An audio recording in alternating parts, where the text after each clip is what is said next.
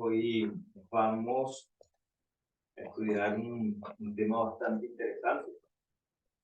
Vamos a hablar acerca de la economía hebrea. Sí hemos hablado, sí hemos oído algo de la economía hebrea. Resulta que para nosotros comprender el tema del santuario, que es la base fundamental de la fe adventista, debemos más o menos comprender de dónde viene cada uno de los ritos y las ceremonias que se establecían en el santuario. Las sociedades giran en torno a varios elementos. Uno de los elementos principales en los que gira una sociedad, ¿cuál es? Un elemento principal. Lo voy a dibujar acá.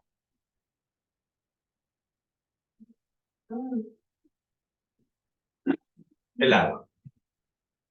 Ustedes no se han dado cuenta que en todas las ciudades principales siempre hay un río. Por lo menos Santiago se caracteriza por el Mapocho. Lamentablemente con el tiempo, en la medida que crecen las ciudades, ¿qué pasa con los ríos? Los destruyen. En todas las ciudades del mundo hay ríos contaminados. ¿Qué punto queremos evaluar acá? Vamos a estudiar el clima también que determinaba la economía del pueblo hebreo. Ojo, vamos a hablar del pueblo hebreo como tal, porque estas leyes, estas normas, fueron establecidas para el pueblo en el Éxodo. Y como tal, no existía todavía el concepto de judío. Primero, nuestro planeta, la Tierra, está dividida por zonas. Vamos a ir aprendiendo poco a poco. Está dividida por zonas. Hay una línea que cruza la mitad del mundo. ¿La línea del Ecuador? Exacto. La línea del Ecuador. ¿Y divide la Tierra en qué? En dos partes. Hemisferio norte y hemisferio sur. Hemisferio norte y hemisferio sur. Sin embargo, la Tierra tiene otras divisiones. Vamos a estudiar. Hay una línea que está más abajo del Ecuador y una línea que está por encima del Ecuador. Esta línea, la que está sobre el Ecuador, se llama trópico y tiene un nombre, trópico de Cáncer. Y la línea que está hacia el sur se llama de Capricornio. Y al final tenemos que... Exactamente, tenemos el polo norte y el polo sur. Esta parte se llama zona tropical, o también conocida como zona tórrida. Es importante que tengamos presente esto para poder darnos cuenta del clima que manejaba el pueblo hebreo. En esta zona como tal, nosotros no tenemos estaciones. No tenemos otoño, no tenemos primavera como tal, son dos temporadas. En la zona tórrida tenemos dos temporadas, que es lluvia, temporada húmeda o lluvia,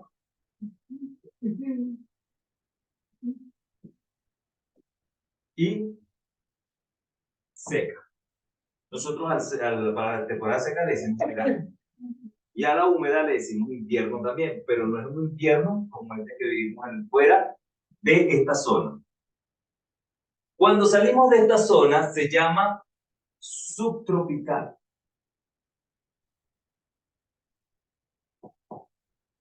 Que está fuera de esta parte del trópico, de lo que es esta zona caliente. Siempre es caliente, ¿por qué? Porque los rayos del sol dan de manera perpendicular, porque la Tierra sabemos que está ubicada, tiene una inclinación, ¿cierto? Entonces, aquí vamos comprendiendo esta parte. Ok. Resulta que el pueblo de Israel está ubicado fuera de este trópico. Está más o menos a esta altura. Fuera de lo que es la zona caliente. Y estas zonas tienen exactamente también, como en esta, dos grandes temporadas, que es la temporada de lluvia y una temporada seca. Sin embargo, tiene la connotación climática de las 4 estaciones. ¿Sí? Estamos, hermanos, de lo que no vayamos, preguntamos y pasemos participativa Esto es básico para poder comprender. ¿Cuáles son las 4 estaciones? A ver. Invierno. Primavera. Otoño. Y verano. Estas son las 4 estaciones. Cuando el Señor determina cada una de las festividades del pueblo hebreo, lo hace en virtud de cada una de las estaciones. ¿Se acuerdan en el Génesis, en el capítulo 1, que dice que dejó el sol, la luna y las estrellas para señalar qué? Los días, los meses y las estaciones, ¿cierto? Entonces, hasta acá vamos comprendiendo el punto de partida para nosotros darnos cuenta de los rituales que se hacían en el santuario. Ahora bien, cuando nosotros vemos en la Biblia nos habla de... antes de esto, es importante que nosotros comprendamos algo. El calendario hebreo es distinto al calendario gregoriano.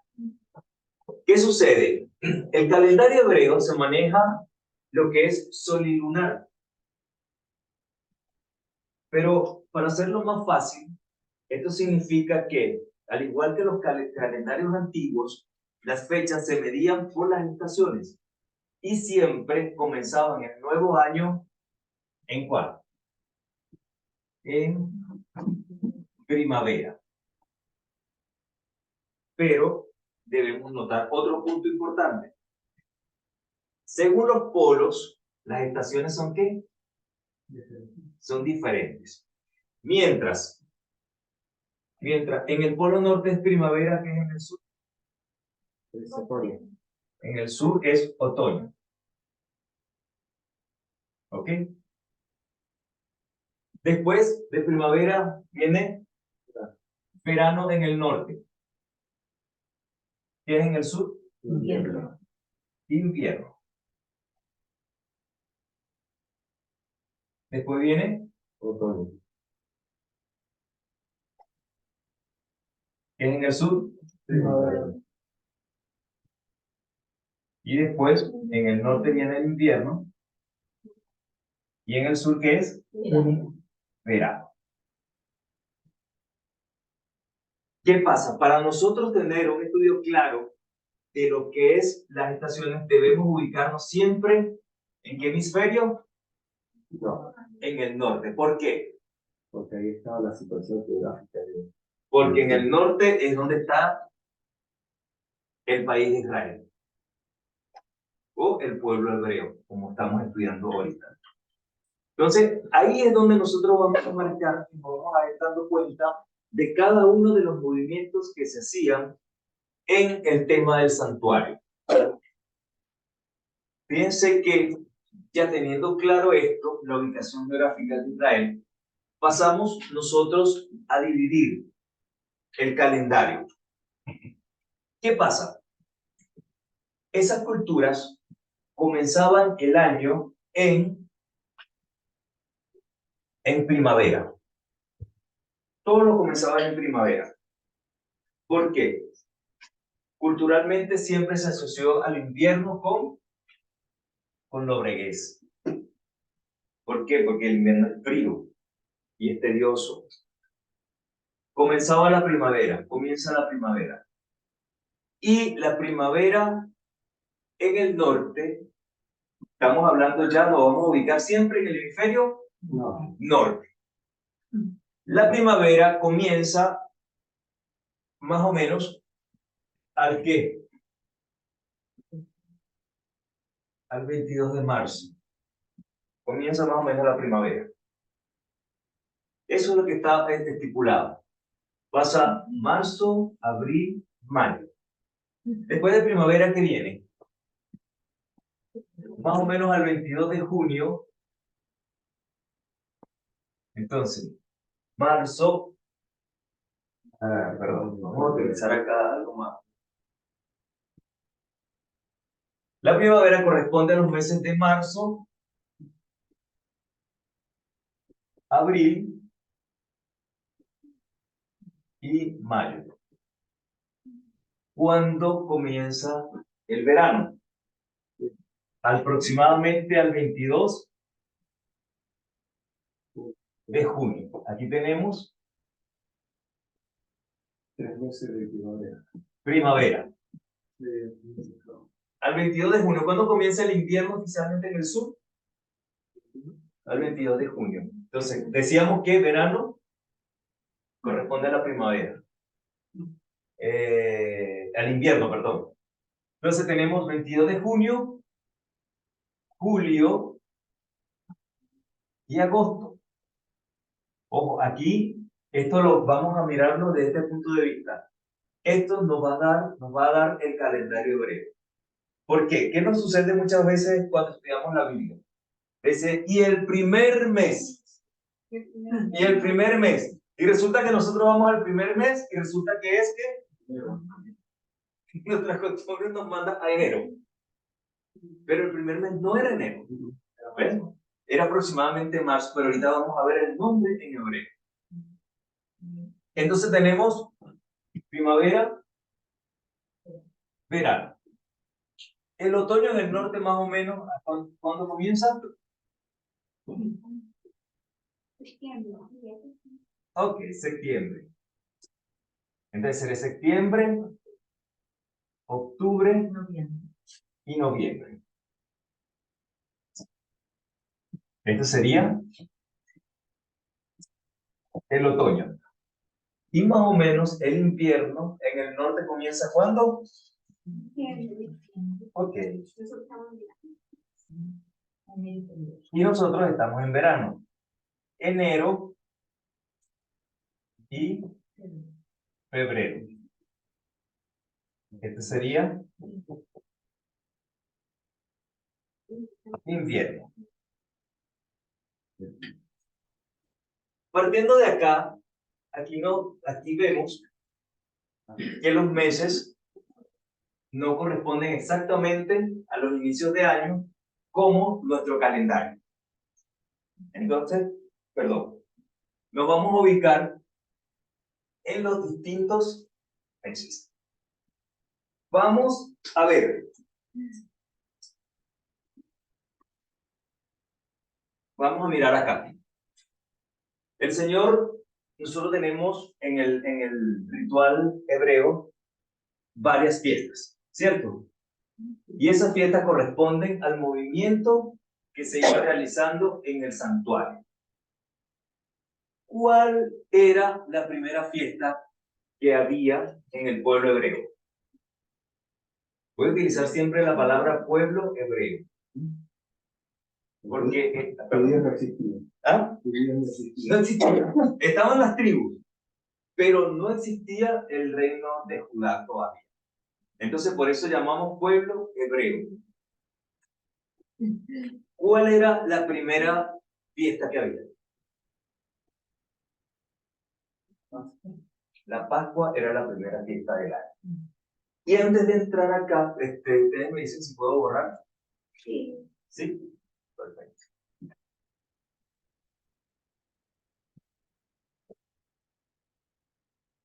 Vamos a borrar esta parte. Sí. Debemos ubicarnos con la agricultura. Verano, que es una temporada extremadamente calurosa. ¿Y qué nos trae? Mucha sequía, ¿cierto? Después del verano comienza el otoño. Ahí en el hemisferio norte se dan muchas lluvias y eso permite que la tierra sea ablandada para ser arada. Vamos a ubicarnos en el pueblo hebreo y en un pueblo donde no había técnicas de riego, donde no había invernaderos, donde no había sino la lluvia y la tierra para el cuidado de la agua. ¿Cuáles eran los principales rubros que tenía el pueblo hebreo? Cuando digo rubro es lo que produce principalmente un país. Agricultura Ajá. y ganadería. Agricultura y ganadería era el principal rubro que tenían los hebreos. La agricultura y la ganadería. Ejemplo, ¿cuál es el principal rubro económico de Chile? El cobre. La minería. La minería, el cobre. Y ahora descubrieron el litio. Uruguay, ¿cuál es la principal de Uruguay? La ganadería. Producen mucha carne. De hecho, allá se mide la población vacas por kilómetro cuadrado. Sí. Hay más animales ¿Qué personas? que habitantes. 6-7 vacas por cada habitante. Más o menos, imagínense. Entonces, ahí tenemos la posición. ¿Qué producía el pueblo hebreo? Ganadería.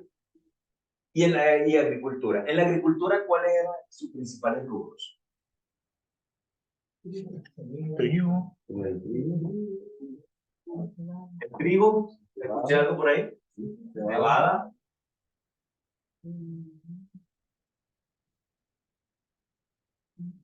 Muchas uvas. Uvas. Sí, No mucho. Había otro. Entonces, las velas. Y el Señor dijo, mantendrás el candelabro encendido, ¿con qué? Olivas. Con las olivas. Lo estaba pensando. Mucho. O aceitunas. Estos eran los principales rubros que tenía el pueblo hebreo. Entonces, ¿qué acontece acá? Trigo y cebada. Hermanos, lluvia temprana. Los hebreos calificaban, ustedes han leído el texto del libro de Joel, que decía lluvia temprana y lluvia tardía. La lluvia temprana para estos rubros caían ¿en qué estación? En otoño. ¿Recuerden? Sí, exactamente. Sí, porque estos eran productos de cosecha primaveral. ¿Ok? Entonces, la primera lluvia caía en otoño. Recordemos que el otoño siempre es importante en el punto de nuestra fe. Caía en otoño. La primera. ¿Qué hacía el agricultor al caer? Araba. Y preparaba el terreno y sembraba trigo y cebada. Esto era primordial. La primera cosecha. Distinto era con el tema de las uvas y de las aceitunas. ¿Por qué? Porque estos eran ya frutos. Estos eran trigos. Estos son permanentes.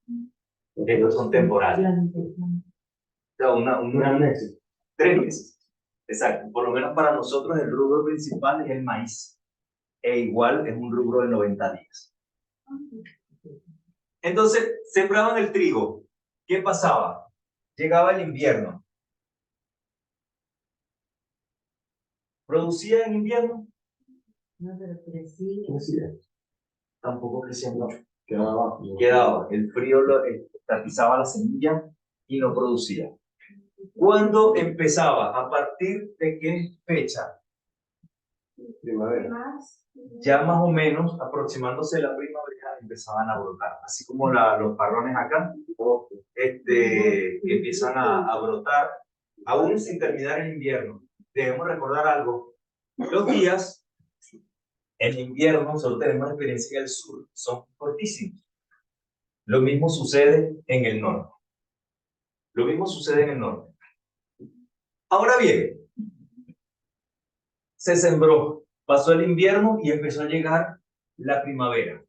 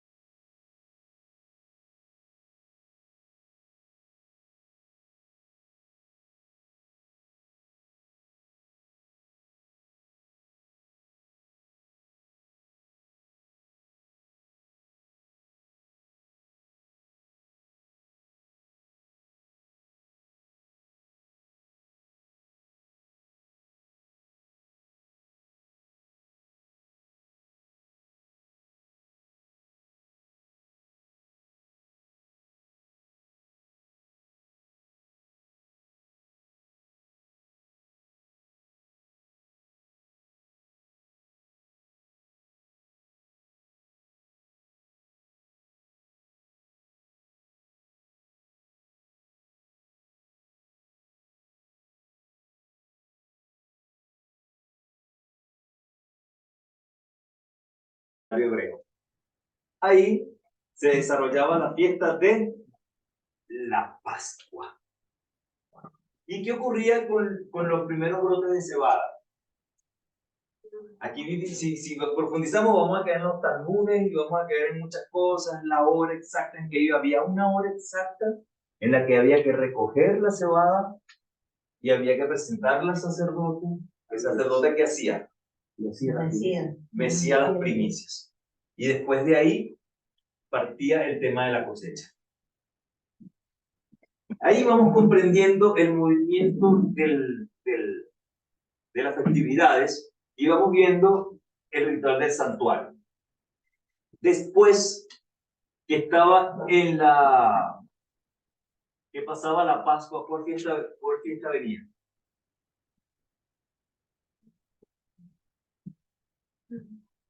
La primera fiesta, Pascua. Exacto.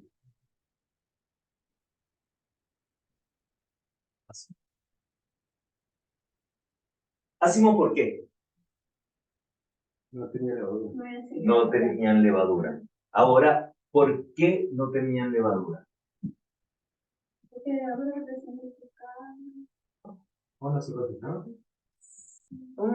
Sí, pero había una característica, o sea, artesanalmente, ¿por qué no se le echa levadura al pan? Entonces, 50 días en la historia, ¿qué pasó? Espíritu Santo. El Espíritu Santo.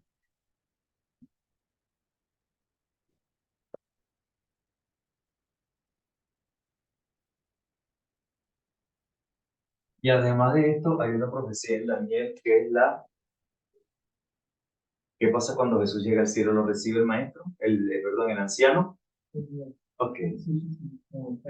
Entronizado. Exactamente.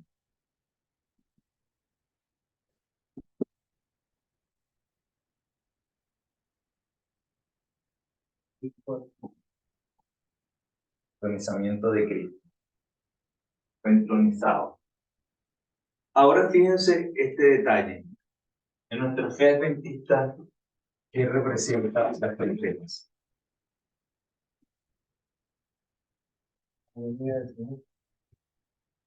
Pero hay un detalle importante. Nosotros predicamos que un mensaje de ¿cuántos ángeles? Tres. Los tres ángeles. Tenemos los tres ángeles, la predicación del gran despertar que nos llevó a ¿cuándo? ¿A qué? a 1844. Este fue el toque de trompeta. Temed a Dios, dale gloria. La hora de su juicio ha llegado. Salí de ella por lo mío y el que adora la bestia de su imagen va a recibir. Ahora fíjense otro detalle. El gran día de expiación. ¿Cuándo ocurre esta parte de la expiación? Ajá, y estamos, ¿cuándo comenzó? ¿Cuándo se empezó a desarrollar esto? Ok.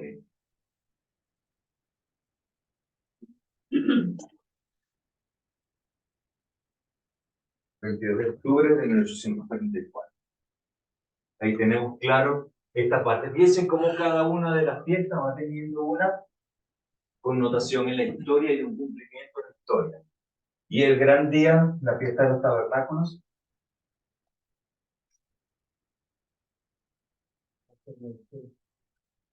eso va a ser en la Tierra Nueva.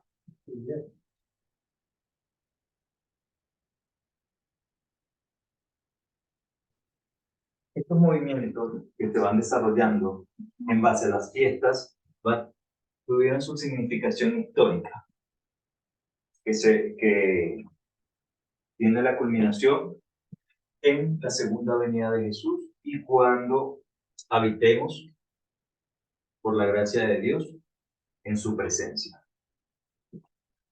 Fíjense que cada uno de los movimientos de la agricultura, de la economía que tenían los hebreos, nos va llevando a comprender los movimientos del santuario. Y esta es base principal para nosotros comprender también las profecías. Y recordemos también un detalle. Todo el santuario está, el libro de Apocalipsis está totalmente lleno de lo que es la teoría del santuario, la ley del santuario, porque es una verdad inminente. Entonces, vamos a quedarnos con esto. Aquí están los meses. Entonces, estamos claros, hermano. Si el Señor en alguna cita bíblica, en alguna cita que nosotros veamos, dice, y en el segundo mes del año, ¿qué mes está hablando? Y ya. ¿Okay? Ahora, fíjense usted, en el séptimo mes, a los 10 días del séptimo mes, el rey asumió el trono. Subió al trono el rey de Judá. Entonces tenemos que ese rey subió en el mes de Tisri, según el calendario hebreo. Entonces, pero nosotros, como se nos complica un poco, entonces podemos pensar, en otoño. Tisri, otoño. Eso más o menos entre septiembre y octubre. Entonces tenemos que comienza el otoño. Hermanos, esta ha sido una meditación para que tengamos a bien considerar el estudio de nuestra vida. Después, en lo sucesivo, vamos a estudiar un poco más acerca de lo que comprendía el santuario como tal, la estructura del santuario. Vamos a evaluar cada una de sus partes y vamos a ver cómo prefiguraban en la historia. Por ahora dejamos esto y que aspiro que el Señor haya tocado cada uno de nuestros corazones para poder comprender lo que Él quiso enseñarnos en la estructura del santuario, que es realmente la redención de nuestras almas y de toda la humanidad. En el nombre de Jesús, amén. Amén.